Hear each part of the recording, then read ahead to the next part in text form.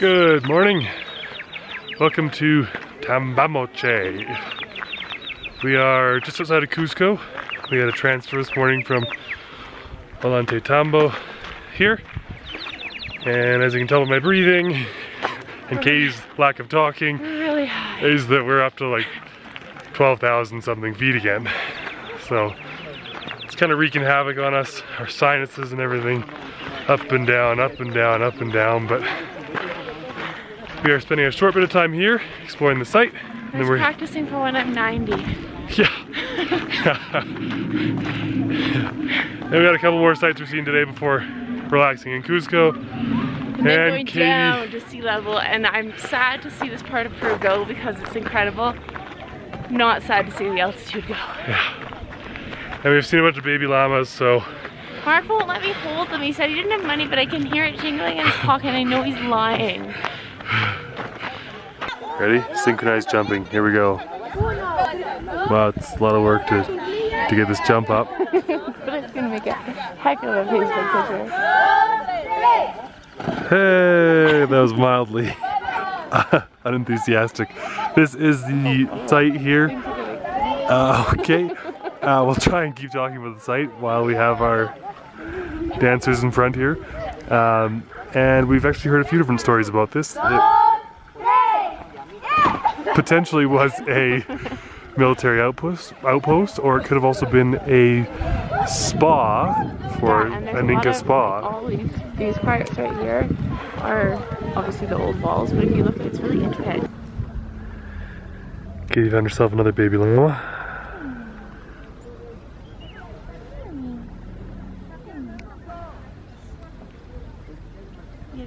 Next on the list is Bucara. Katie's laughing at sheep. Behind us, it's a small site. We will tell you a little bit about it. I'm gonna see the site, Katie's gonna go visit the alpacas. So similarly to the other site, this one, they have a few theories of what it could have been, but because of its location, they think that it was likely a military outpost that sort of overlooked the valley as a checkpoint to see people coming in and out of the empire, or it could have been somewhere that people could have been stopping for like hunters and travelers and so on because of the luxurious rooms and aqueducts and baths and so on around here. It's a very small site as well, and probably only about 100 meters down the road from the last one we were just at, Tambamoche.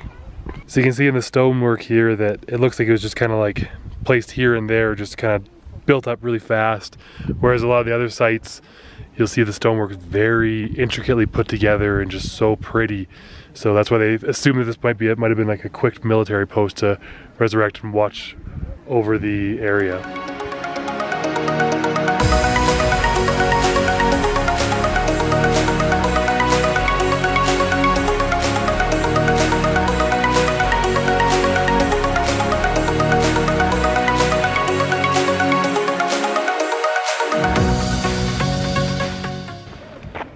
Third stop and a quick 1, 2, 3, 4 yeah, the stop. sites are really close together. Yeah, they're all super close. This is Cuenco. And first, I want to just apologize in advance for all of our pronunciations because I'm sure we're butchering the crap out of these. Yeah. But my apologies, we're doing our best.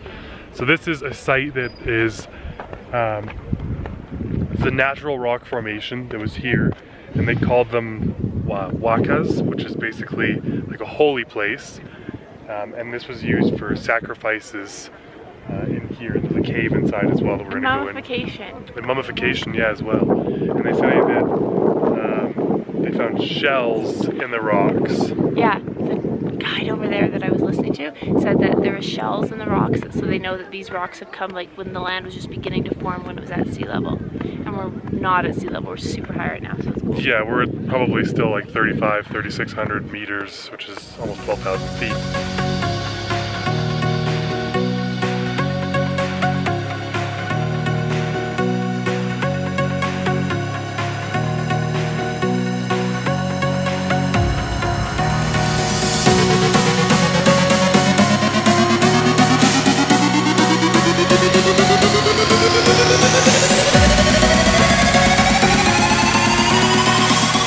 The next thing I learned from embarking on a tour is right here is where they used to sacrifice alpacas. Right here. So let's all take a moment to be sad for the alpacas.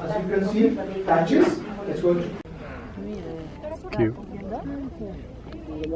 Fourth on our list is the site of Sexy Woman. And okay, fun fact is that everyone, when they say in Spanish, they say sexy woman. So this whole time I thought we were coming to, God knows why, like a sexy woman. And we get here and it's like a religious site and a fortress. And I looked at the spelling and it's spelled totally different, but that's how everyone's been saying, like, oh, you have to see sexy woman. And so I was like, okay, like I guess we need to see it. No, not a sexy woman. Yeah. Just looking at the spelling, you can sort of see where the confusion came in. So there was a woman actually posing seductively against one of the fortress walls, which was pretty funny, but... Yeah, I wouldn't say she's very sexy, but she was a woman. So we keep calling it Sexy Woman as a joke, but it is a pretty impressive fortress here. So it's designed as a fortress just outside of Cusco to basically defend the city from siege. And it's really interesting. I mean, if you look at some of the other sites we were at before, the stonework was very choppy, whereas here the stonework is so tight, and a lot of these gaps you couldn't even fit a piece of paper, they say.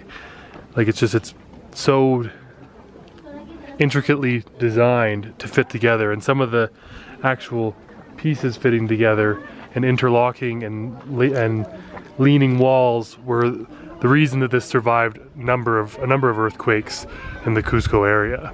Today's vlog is brought to you by Chincharon, which is pork rinds. So a whole bunch of areas around here that apparently make these pork rinds because it seemed to be a lot of places were selling them. So we decided to try them. Katie wouldn't try them. She's not a big fan. I eat pretty much everything. I apologize to you, Laura, Katie's sister.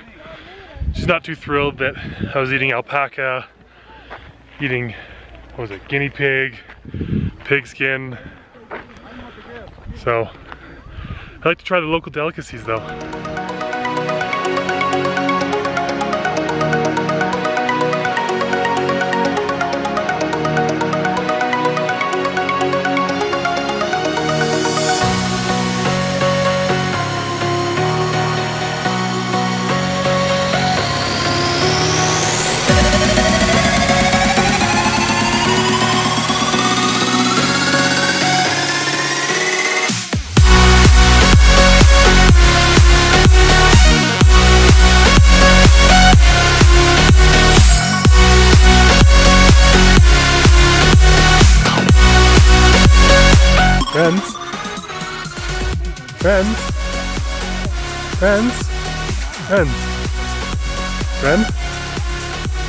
Friends.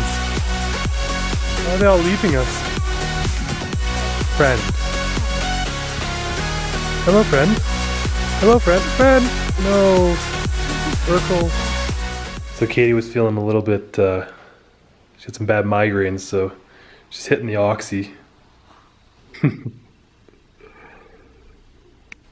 Kitten HAF. In our classic style, we have decided to try McDonald's here in Peru because we try McDonald's everywhere. Just something quirky we like to do. And I've got some sort of funky giant burger, and Katie's got 2 hamburgers. And you put your own sauce on them, so you get to make them however you want. So we've got like hot sauce and so many. Yeah, there's like a sauce bar. So we got all these different sauces you can put on your burger, and I've got them to dip fries in. And well, here's to eating good eats. We just had delightful McDonald's, and now we are in the town square, and there's lots of hustle and bustle. You can tell you're in a bigger city because there's people selling like shady sunglasses, like come to the corner and buy sunglasses, but you can tell you're in a big city, but it's beautiful, more beautifulness. Yeah. And yeah. Just behind us here is the cathedral. We're in the main square here in Cusco, and then you've got another cathedral behind me here, and then just a view of the square. And a lot of people selling tours. Oh yeah, and people selling tours and people selling different sorts of souvenirs and everything. Literally, like, you can't even walk 10 feet without trying to get sold something, so But it's a really cool square anyways, and we're gonna explore a bit. And keep our eye out for more llamas. yeah, we're gonna look for llamas in the square. Let's tie into some Peruvian food here. My lens just fogged up. On to the dessert round. Some cacao, just brownie and some ice cream and some nuts and stuff on top. We just got back from our dinner at Cafe Morena, which was awesome. We're gonna pack it in now though because it was a bit of a long day doing the touring around the different sites. And we have a flight tomorrow for Lima. So we will see you guys tomorrow in the morning. We'll do a little walk through Cusco before we fly to Lima. Yeah.